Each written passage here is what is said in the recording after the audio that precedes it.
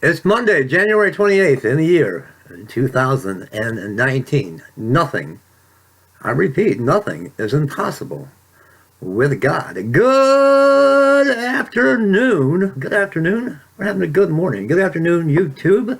Gather around, pull up a chair. I'm back. Don't give up on me. Do not. I repeat, do not give up on me. Good afternoon. Let me know. What are you going to share with Petey? I've got my coffee with cream. I'm going to give you some updates. And of course, no sugar. Let me know. What are you going to share on this Monday afternoon? In the comment section below. Do that now. I am still recovering from a devastating, let me tell you, devastating illness that began probably the first week of November. We'll talk about that in a moment. Our ministry goes on. We have volunteers that are out there every day, 7 days a week. I was out there this morning. Let me share this with all of you. I finally got enough sleep to be able to drive my car. And this poor woman on the corner of, she was on Dort Highway and Lapeer, I believe, by the Taco Bell, and we were able to help her today. Let me share this with all of you before I share my.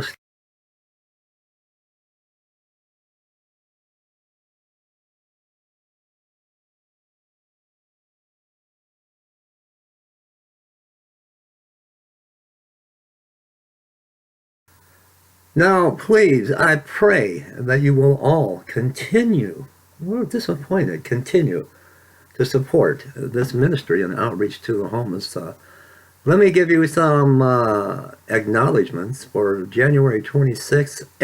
Brother Eric Henderson, $35. Monica, the Chapman family, every month on the month, $100 on the 25th. Brother Mark on January 23rd, a $50 offering. And, of course, Brother Richard from Rochester, New York. I do not want you to think I haven't been answering my phone even.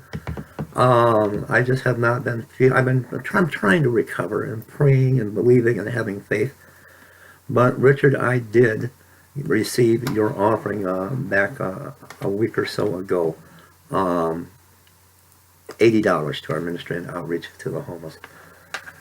Well, as you all know, this began with a sinus infection, a very chronic, severe sinus infection. That's why I haven't been on YouTube a whole lot. And I tried to do everything, home remedies, and just nothing was working. The colloidal silver, nothing worked. I want to give you a warning about Big Pharma, which pretty much almost killed me. I'm still praying to fully recover. I don't have health insurance, as you know. I don't have medical. I don't even qualify unless I apply for Social Security, which we're trying to do something here. I tried to take care of it on my own and was not getting better. So I went to a walk-in clinic in urgent care, and the doctor gave me a Z-Pack, 5 days supply, and Z-Pack, and did nothing, absolutely nothing. Went back and put me on the antibiotic amoxicillin for 10 days. Didn't do anything. So I went to Hurley Medical Center urgent care, walk-in clinic, Hurley Medical and Trauma Center. And the lady doctor put me on Flonase. Let me tell you a warning about Flonase. It nearly killed me. It nearly killed me. And all of this was hyping me up. It was just keeping me awake at night. It was hard to sleep anyway because when you have a sinus infection, you can't breathe out of, no matter how you lay, you can't breathe out of your nose, and you start to panic, you know. But the medications and the antibiotics, and especially this Z-Pack, and I'm going to talk about Sudafed in a moment, that's very dangerous, were clearing up temporarily the sinus situation where I could breathe, but it had me so wired up I couldn't go to sleep. It was like I was drinking a pot of coffee.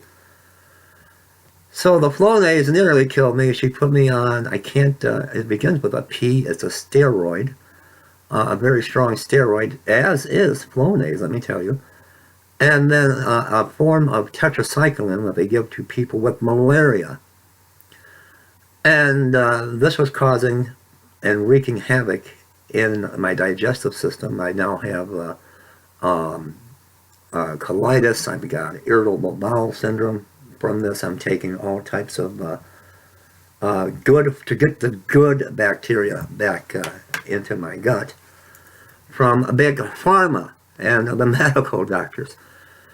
So the tetracycline, this was all wiring me up, and it was New Year's Eve. I really thought I was going to die. So I went to Hurley Trauma Center, emergency room, and what does the doctor do? Gives me a referral to an ear, nose, and throat specialist, which I don't have insurance. How am I going to go? Gives me a prescription for Sudafed.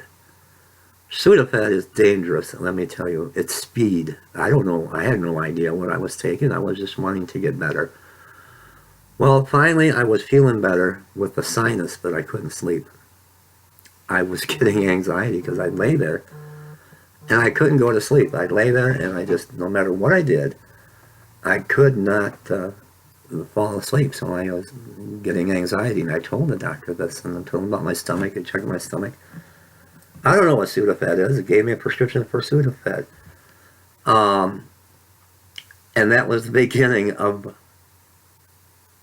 my nightmare, let me tell you.